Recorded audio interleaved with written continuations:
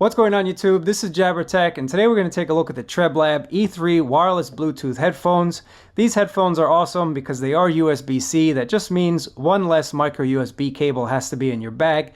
You also get quick charge capabilities, so 5 minutes of charge will give you about 10 hours of usage. And I tested that out. It actually works. It's a true statement. Another great thing about these headphones, well, there's a lot of great things about them. Check my link down below if you're interested in purchasing them. And there's probably a nice coupon code waiting for you as well. But let's go ahead and check out the $60 Treblab E3 headphones together.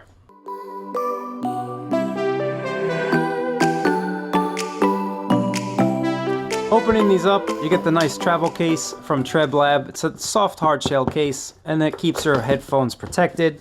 Inside here, you get a little manual. We definitely don't need to know how to turn on a Bluetooth headset. Let's put that aside for now, and then just take a look at the actual headphones themselves. Inside, this is what I was talking about earlier. This is the main attraction for me.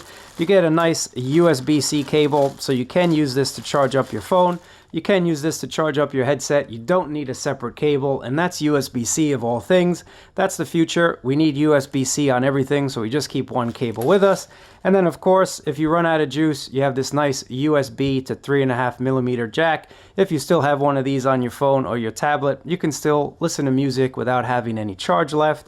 But with that quick charge capability, you're definitely not going to worry too much about that. But let's just take a look at the styling. These headphones are super cool. I like the all black look. It's definitely a sleek and stylish look, and it's very comfortable feeling. You get this nice plush material on the ear cups with a nice left and right symbol on each of them, so you don't get confused.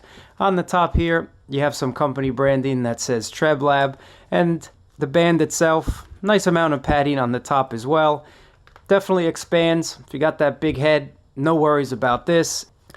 But the quality itself seems really nice. Again, at only $60, I'm actually really impressed with the styling and the amount of plush cushioning on these ear cups. They're also super comfortable. I really have to tell you guys that I was listening to music for quite a number of hours, about 9 hours one day when I was on a trip, and I had no fatigue with these, no issues whatsoever. The cushioning is super soft all around these headphones. It's just a very comfortable headphone to wear. You also get expandability, and that's where the issue comes in. I'm going to talk about that in just a second, guys. But on the right ear cup, this is where you have your buttons here. So you have your volume, you have your next track, previous track. You also have your answer button right over there. USB-C charging is awesome. Again, quick charging, 5 minutes of usage. Well, I actually plugged it in for 10, and I got about 70% battery in those 10 minutes. So that's something definitely worth it. You go into the gym, you wake up in the morning, you don't have any power. Just plug it in for 5 minutes as you put on your coat, and you'll be good to go. There's your power button, and on the left side, you have your noise canceling button right over here, and you also get an environmental sound. So I have two issues with these headphones, and it's a shame because these are the most comfortable, well-balanced $60 pair of headphones that I've ever used. But the issue with these headphones is they're just a little too big for my head, meaning that if I don't have a beanie on, if I don't have a hat on, they just fall off right away. Now, is that a problem? That is a problem for me because when I'm at the gym and I'm lifting weights or I'm running, these constantly fell off of my head, and that's not something that you need. It just makes for a less pleasurable experience, and that just means that if I don't wear a hat, I will not be using these headphones, and it's a definite shame because the sound quality was well balanced, nice bass on these headphones. You get a nice amount of mid and high. It was just a very well balanced sound stage in my opinion. The second problem I have with these headphones is that when you have the noise canceling feature on, this button will stay on regardless of whether or not the headphone is turned on. So right now you can see that the headphone is turned on. Now if I turn off the headphones, now that the headphones are off, this button will stay on until you cycle through it, until you turn it off just like that. Now, is that a huge deal? It actually is, because if you store these away for a couple days, chances are when you come back, the batteries will be drained. Whereas if you keep this button turned off, turn off the headphones, your battery lasts quite a number of days without recharging. So that's definitely a fix that they need to do on the next iteration. But as I mentioned, they're super comfortable. I had no issues with the comfort level, and the sound quality is really nice when you get a nice fit. When I had a hat on, when I put a beanie on, and these cupped my ears perfectly, the sound that came out of them was definitely a pleasing sound. I listen to a lot of hip hop, I listen to country, I listen to EDM, I listen to jazz, I listen to a bunch of genres, and everything I threw at it, even the Joe Rogan podcast, sounded really good coming from these headphones.